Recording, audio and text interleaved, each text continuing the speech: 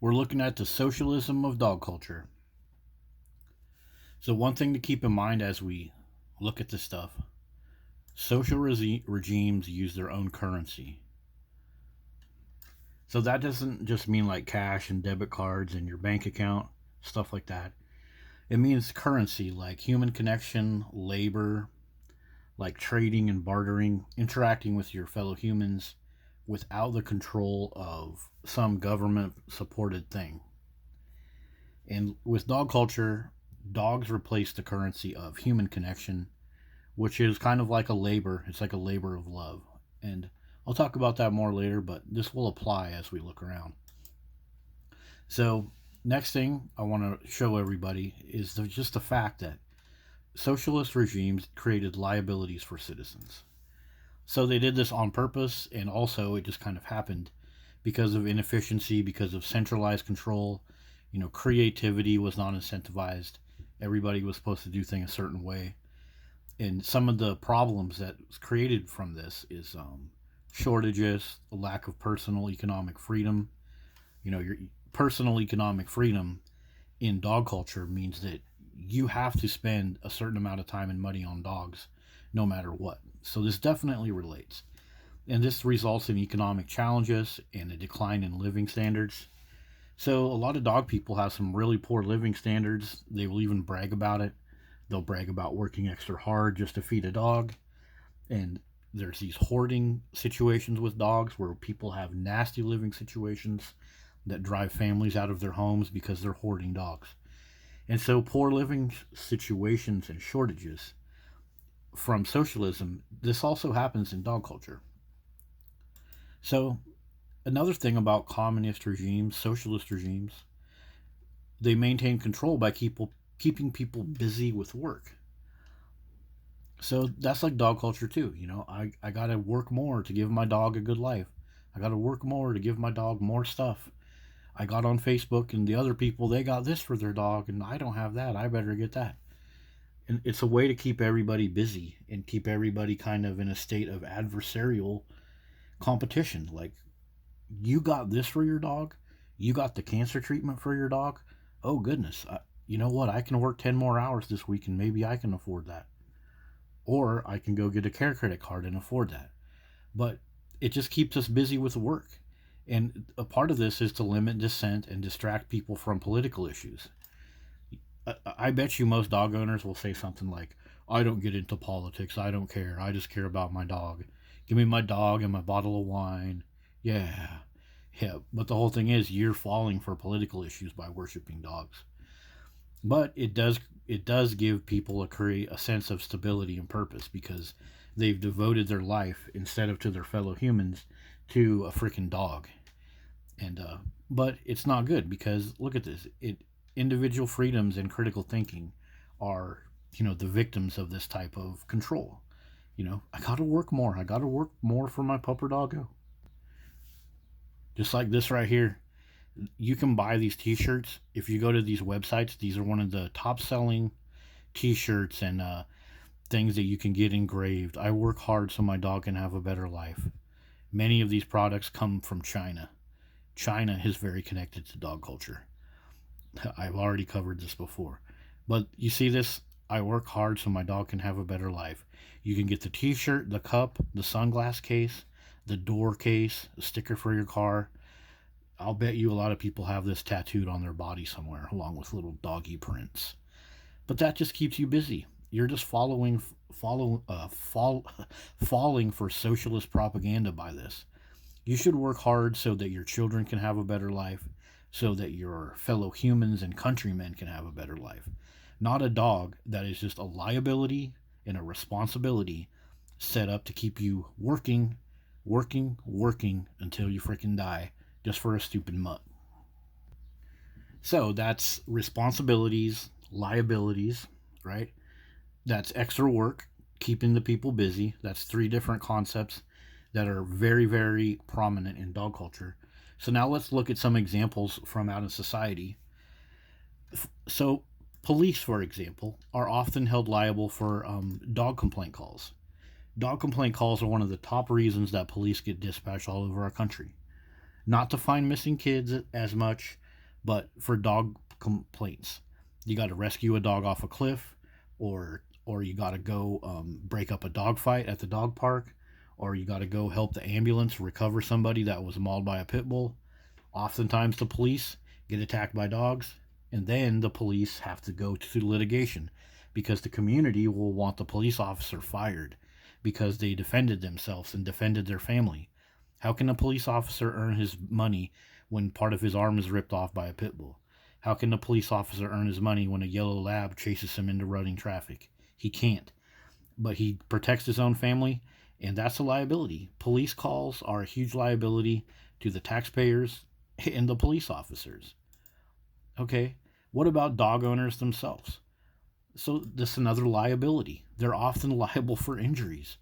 Dog bites on people, dog bites on other dogs, um, constant payouts for these type of injuries happen from dog owners' home insurance or from the taxpayers because the dog owners, they don't have insurance, or the freaking dog has no tag or chip, and the dog owner is pit and run.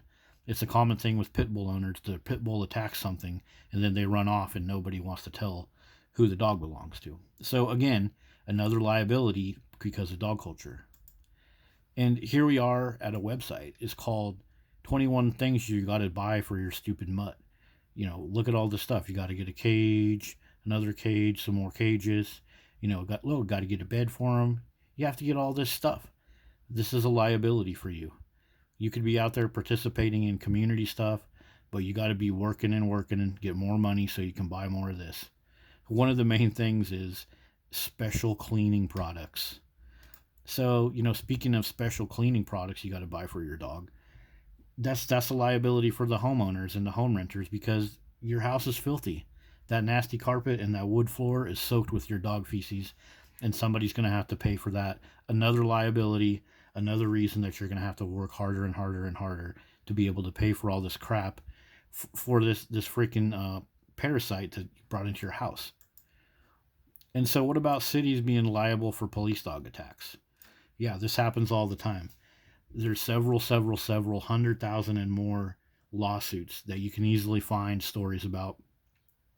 Even innocent people being mauled while the cops laugh and make jokes. It's freaking crazy. But it's a liability for the cities, which means the city workers and everybody else is going to have to work more hours to cover this because their taxes are going to go up and their property taxes go up too. This stuff right here is covered by your property taxes. Yeah. So, what about dog food companies? Yeah, they can be held liable for recalled food. Recalled dog food happens all the time. Dogs get sick, there's roaches or mice in the freaking dog food factory, a recall happens, and then sometimes your pet insurance gets denied because eating that dog food can be called a pre-existing condition on your dog. So yeah, another liability. The pet food companies got to work harder. They got to raise the prices of their food. They got to, deal with the FDA and get their new batch of food all figured out and recertified. And that's all going to go down onto the taxpayer and the dog food owner, or I'm sorry, the dog food buyer. And they're just going to have to work harder and again, stay busy serving these dogs that do nothing for humans. Here's some numbers. The average payout for a dog attack is $58,500. But it varies. Some of them are incredibly a lot more than this. Some of them you'll never hear about because they sign non-disclosure agreements because they don't want people to know the specifics. Yeah. So, like I said about property taxes, here's another one that's going to keep you busy and keep you tied up in doing stuff. Property taxes can pay for unpaid emergency room visits. So many of those are from dog bite attacks. Because, dog owners are very entitled. They'll have a dog and they don't want to pay for it. They want to blame somebody else. So, they're not going to offer their homeowners insurance. They probably don't have insurance that covers dog bites. And so again, all those hospital workers, all your taxpayer money that goes to help with the uninsured, dog culture brings a big part of that to your society. So just for your consideration, here's a number. $18,200 was the average cost for a dog bite hospitalization. So whether the dog owner can pay for that or not, or insurance, it doesn't matter. That's a huge financial liability, which means you got to work harder and longer to pay for all this cost that owning a dog brings to you and your society. All the people in the emergency room that see these dog bites, and then they go home, and every dog owner out there is talking about how their dog is the most beautiful, perfect angel. Yet they're working in the emergency room seeing all this stuff. That's like an emotional liability on them. So what about cities? Cities can be sued from failing to manage dangerous dogs. So there's been a couple recent ones here in Oregon where several calls were made about a dangerous dog and the dog attacked somebody, and then the city got a lawsuit and had to pay the person that was attacked by the dog. So like this little summary mentions one that was 150,000. So this is costing your city. Again, this goes to your property taxes and everything else that you pay to have a nice city to live in. It's all getting sucked away, thrown in a dumpster because of this dog worship, keeping you busy with litigation, keeping you busy with responsibilities and liabilities, and working extra hard. So another liability that we have is just healthcare for our fellow humans. But we live in a dog worshiping country. So in the United States, the veterinary service market is valued at 66 billion in 2023, and it's going to grow to 70 billion by 2029. So this is pretty good growth.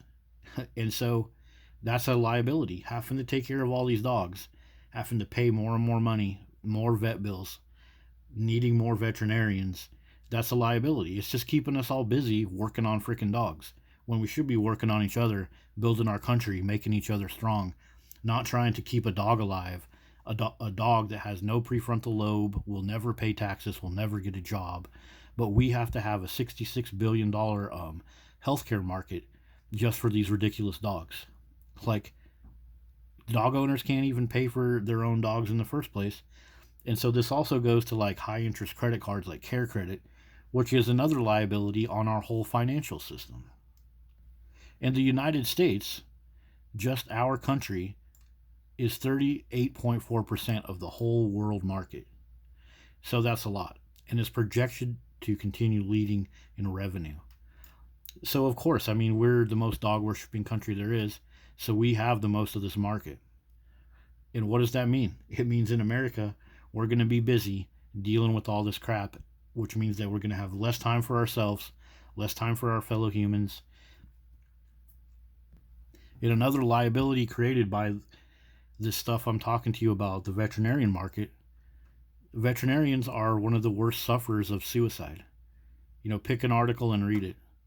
Or you can go to YouTube. There's several very successful veterinarians that have had their friends and friends of friends commit suicide because of several factors. And one of the factors is that many dog owners are very irate and entitled, and they expect like a 14-year-old dog with cancer to live another decade.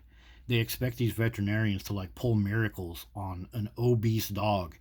And there's many stories about it. You guys can check it out yourself, but it's not something I've made up. I've looked into this quite a bit, and it's pretty sad. It's sad that veterinarians get treated like such crap. And so again, this is another liability. Having a nation with more suicides, that's not good for your nation. And that's what dog culture brings to your nation. Increasing suicides. Let's look at a couple more. Cleanups after dog hoarding. Dog hoarding in the USA is a huge thing. This involves extensive sanitation. So that's a huge liability. Your county and your city often have to pay for a lot of this. They have to inspect the homes. They have to go back and help with cleanup. And it's just a huge liability. What's another one? So places that allow dogs, like restaurants and Home Depot, so they have to get their employees to clean up dog shit. They're responsible for dog feces on their property. And they can often be responsible for dog fights too. There's been many restaurants where dog fights have broken out, where a pit bull kills a little dog, or a pit bull attacks a woman, or a husky attacks a bunch of people. And that establishment can be liable for that, which means the price for your bacon, egg, and cheese sandwich is going to go up. The price for your beautiful steak that you like to go get is going to go up, because these dog worshipping restaurants, they got to pay for feces and dog attacks, and you're the one that's going to have to foot that bill. Same thing with dog parks. Taxpayers can be liable for the maintenance of dog parks as they're operated by city and county, and they're also funded by, guess what, property taxes. You wonder why your property taxes are so high? Well, you can thank dogs for that. So there you go. There's a good comparison of socialism, communism to this dog culture that is very centralized in the USA. People are going to say it's all about capitalism, but there's a whole hell of a lot more going on here. Whether it's socialism on purpose or not, it's still a very nasty trick that's being played on all of your Americans, and it's just like it says right here, maintaining control of people by keeping them busy with work and state-directed activities. Yep, that's dog culture for you. See you guys later.